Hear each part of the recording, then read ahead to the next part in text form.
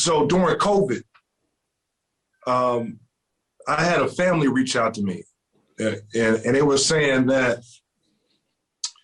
that their loved one, which was in an Indiana prison where I'm at, was telling them that they kept them corralled during COVID, like in a kind of like a surge area. There was no division, there was no 6 feet apart, there was no isolation during this time. And the only way that COVID could get into the prison was if someone externally brought it in. And I had to literally go to the governor to tell them that this family is telling me that their loved one is showing symptoms of COVID, and they got them all isolated into a general populous area. And no one was paying him any attention. So we went to the governor. Thankfully, he tested positive. Then they put him into some treatment, and they started treating him for COVID-19, right? So I can only imagine when you're dealing with thousands upon thousands of people, and you're trying to maintain a pandemic in a confined area. I can't imagine how that could have been, man. He said they wasn't giving them masks, no hand sanitizer, anything like that. How was it? Was this at the state? Yeah, this was at the state prison. Was there any similarities? Like, how did they handle you guys during COVID at the height of it? They gave us masks, right? But see, this is another thing. I'm glad you brought that up, because in order for you to go home, you had to take 2 COVID tests, right? So they had a quarantine unit, right? Which I didn't understand, because why they would use it as a quarantine unit, because why would they put me in a unit where I'm leaving to go out? So I'm taking my tests to leave to go out, but they bring people in, right? And got me mingling with people coming in, you know, I'm trying to say to take the quarantine. Then you got people that's being transferred. So all these people coming to one quarantine unit, you know what I'm saying? So why would if I'm going home and you got people coming from another prison that may have it, that means I can catch it. You understand what I'm saying? That means I can catch it. Then you got people that's going on transfer that could catch it too. So all of us mingling, we using the same phones, the same computers, you know what I'm saying? Whatever time they are locking us out to take showers and all this, you know what I'm saying? Without even wiping these stuff down. That's what they doing in the quarantine unit. And when I question this, that's how they doing it. Top of this made smoother than your smoothest criminal. Shamo, about that money, what we get into. Shamo, about that money, get residuals. Shamo.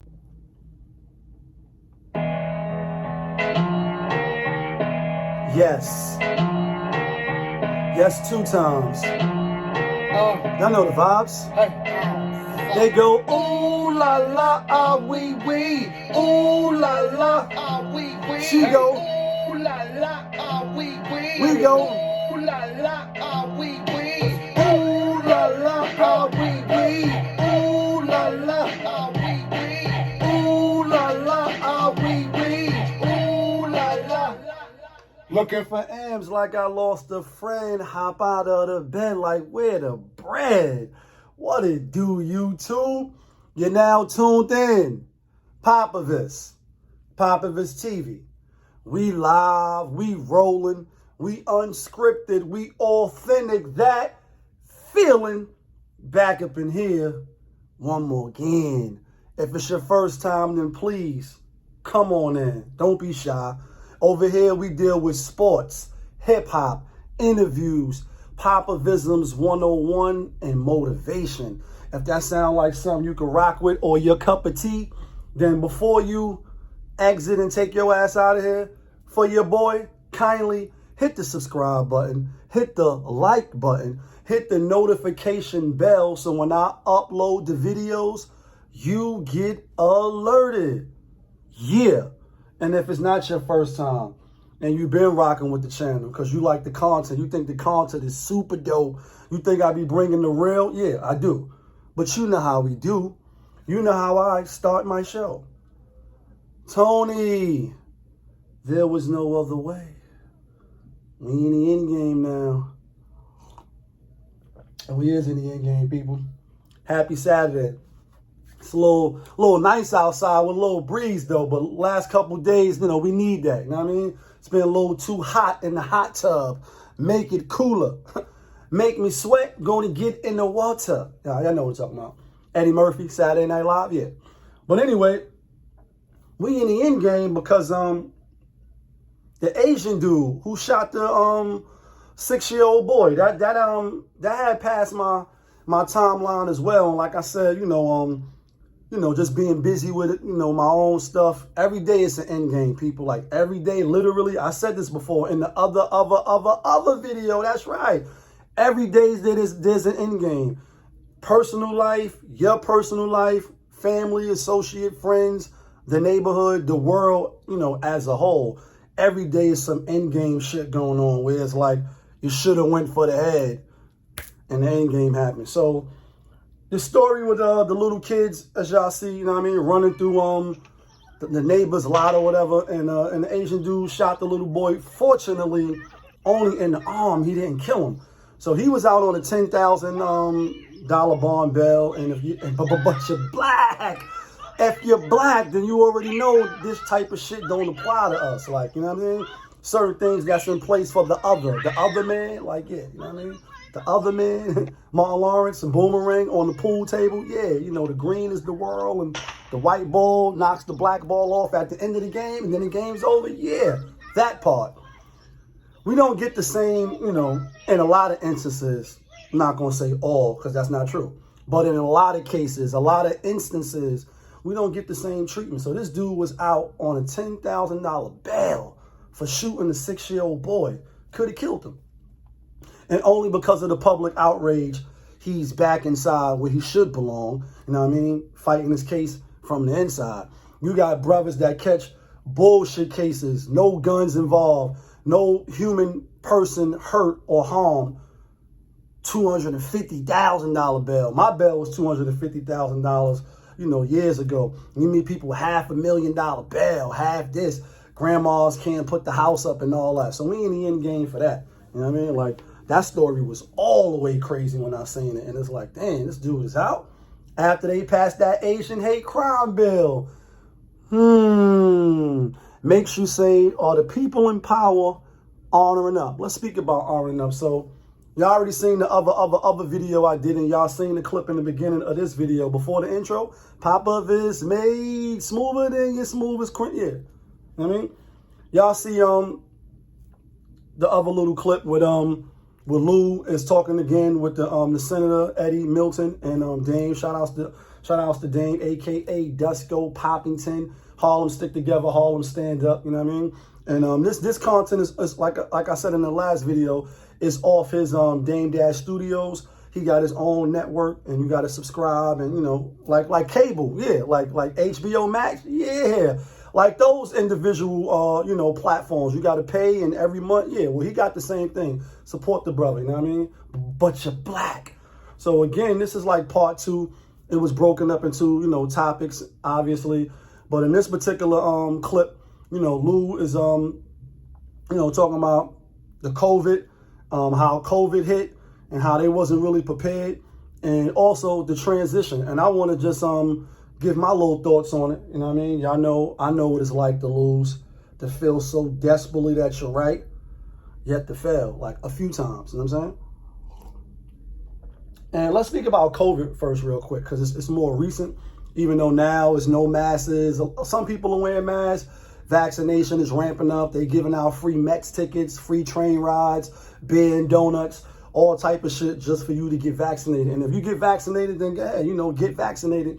I'm not going to tell you not to. I'm not going to tell you to get vaccinated. I'm going to say do what you feel is best for you and your family. You know what I mean? As you should. And the chips are going to fall where they may.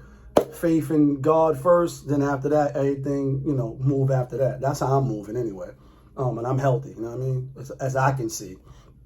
But so when the COVID hit, you know, not only out here, when they stopped people from going to see their grandmothers, their parents, their uncles, their brothers. For those of us that was doing that, you know what I mean? Because before COVID, a lot of us wasn't doing that. We put our parents in the home, put our fathers in the home. Everybody get in the home and then they get forgotten about, and we just going on with our lives. And these people is in the. And I talked about it a few times because my pops was in the home. Rest in peace.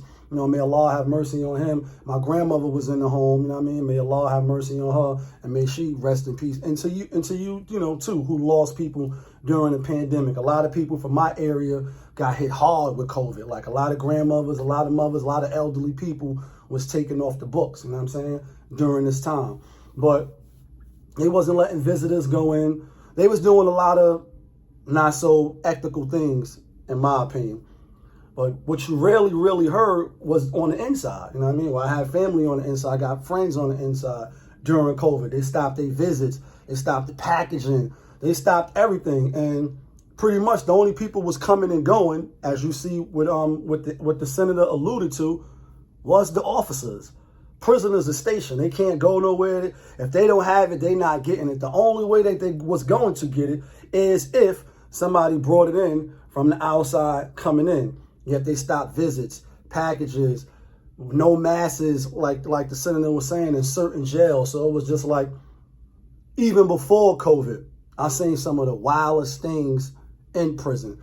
And, for the people in the back, that's like, yeah, but you shouldn't go to prison. You shouldn't go to prison. Shouldn't break the law. You shouldn't do anything to put yourself in a position where you will be at your most vulnerable since being a baby in prison. Because it's no help for the weary. It's no rest for the weak. Like, you know what I mean? You there and you a slave pretty much. You are a ID number like DIN 94AR 6980. Like, yeah, that's who you are.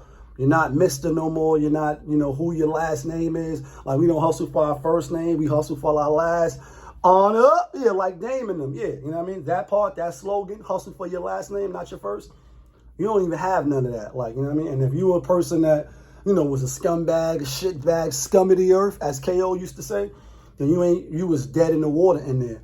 But a lot of fuck shit goes on in prison. A lot of rights is violated in prison. And because, you out of sight, you out of mind, your loved ones, they don't really check for you like that on the back line. Your homie, oh yeah, the free to bro niggas. Yeah, your free to bros, they don't really check for you like that. So you really just off in no man's land waiting for your day to get out. So a lot of stuff, a lot of rights are being violated. A lot of mistreatment of the prisoners. And you say, damn, again, you shouldn't go to prison.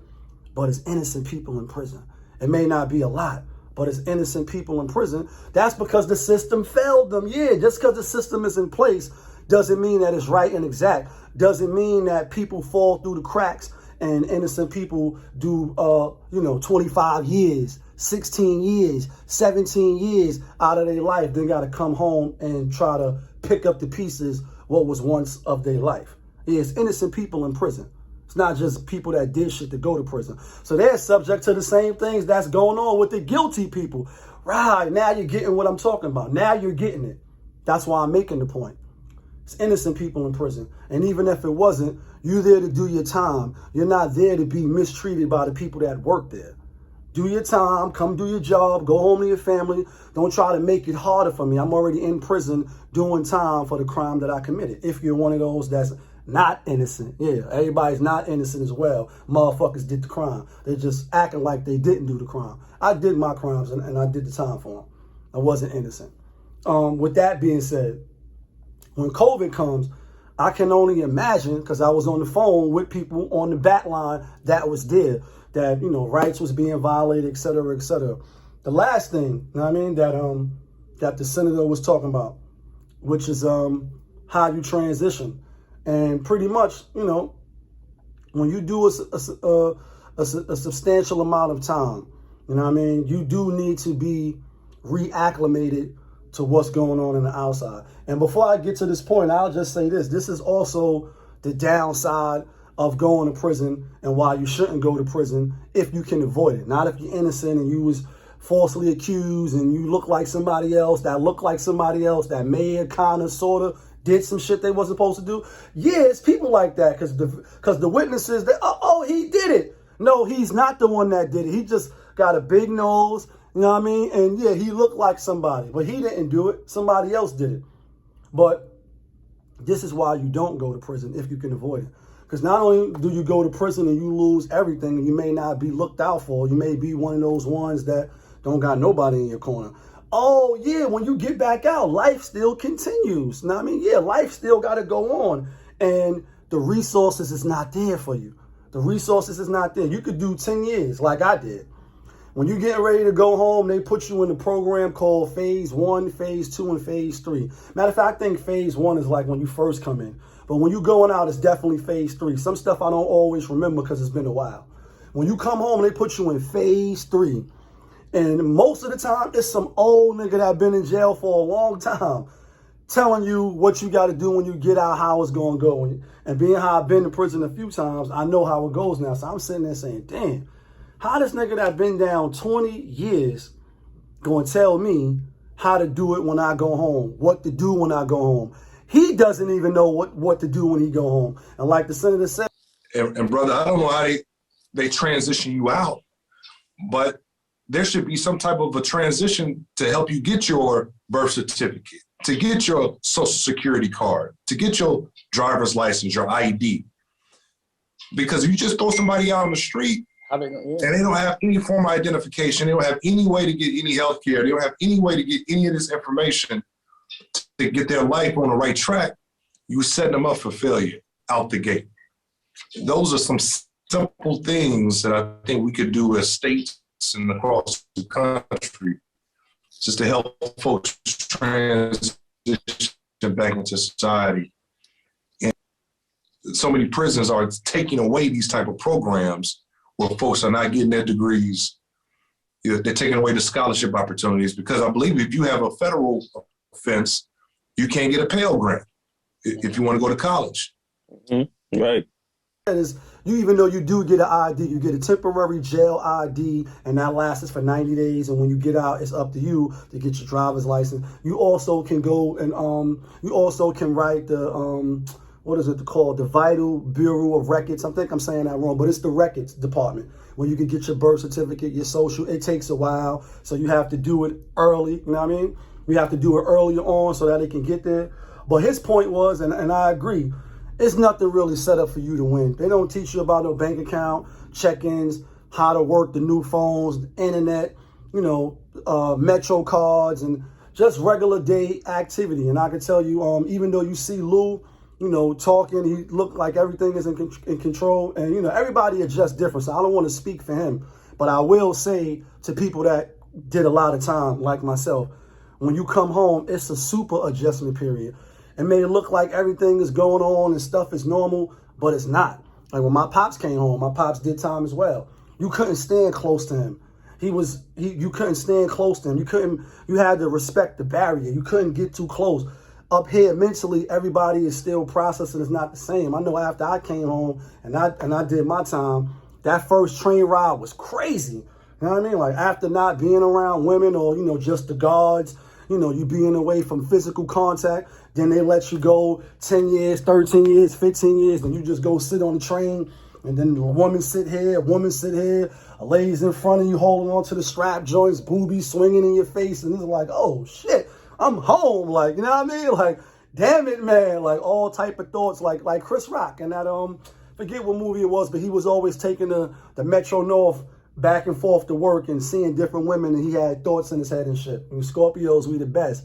These is adjustment periods, left and right, north, west, and south. If you wasn't traveling, if you didn't have your license like I didn't till later on, you know, prison fucks you up in a lot of different ways. So when you see people that come home, you know, 27 years, 30 years, and then you see them on the internet, like, I'm surprised that it's happening so quickly, you know what I mean? But everybody move at their own pace and own speed. It's like, damn, I wonder what type of adjustments, the extalgia that they get in when certain things happen or you see certain things. And the Nokia phones was just coming out. I wasn't even the flip phones, and it took mad long to figure out how to store the numbers, and I done pocket dialed so many people and left conversations. It was fucking up when I came home, because these are the things that you don't know about and they don't prepare you for when you're about to leave prison, especially if you did a lot of time. Now, if you was out in the world, you never been to prison, you only go to jail for 2-3 years, you come home, not too much may have changed, but when you say 15, 10, 20, 30 years, you a whole grown, older man. Shit is much different now, you know what I mean? Much different. Everything is on the phone. It looks weird. It's the Jetsons. They don't assist you with that. They just usher you out to the street like, be free.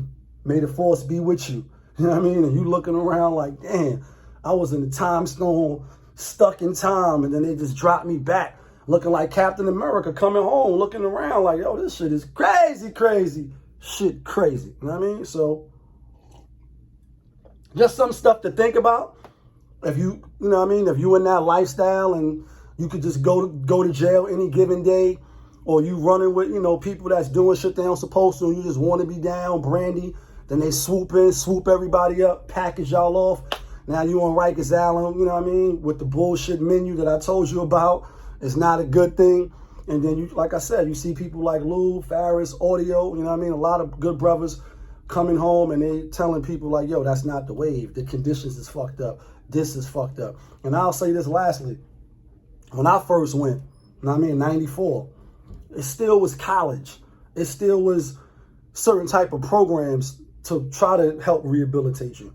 But as I did my bids and was going through all the way up to 2004, all those programs was taken out. No more colleges, no more, you know, certain apprentice programs and stuff for brothers and sisters to get a trade to come home so that they can start with a solid foundation, so that they don't got to go right back to doing what they was doing before they went in there. You know what I mean? So just think about that. Put yourself first. Put your family first. Think about them. Think about if you get removed out of the situation, is your family dependent on you? Are your kids dependent on you? Is your older mother dependent on you? Because once you move yourself out the equation, what's there? Right. Not nothing, really. Only one to call on when that phone off is the Lord, right? Yeah, Rick Ross line. You know what it is. It's your boy, Popovich. You now tuned in. Popovich TV. We live, we rolling, we unscripted, we authentic. That feeling back up in here one more again. Yeah, kid.